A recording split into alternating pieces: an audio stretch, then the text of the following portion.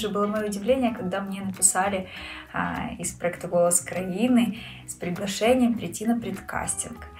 Я, честно говоря, сразу отказалась, потому что были некие причины для этого.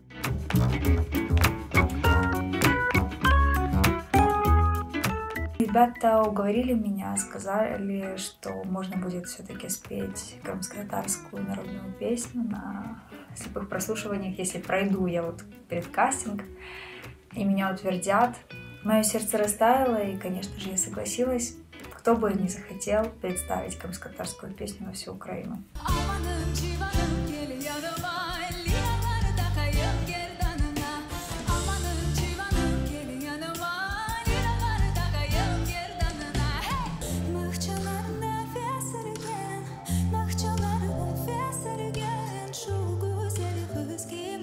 Что, никто не надышится?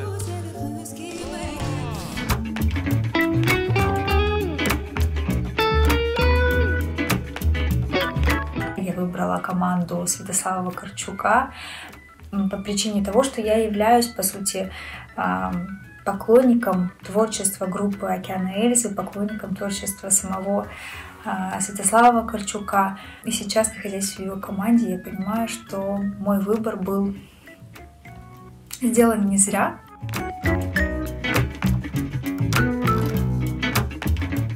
Нелегкий путь, что действительно мне приходится жертвовать рабочим временем, личным временем, что иногда я там бываю на репетициях неделями.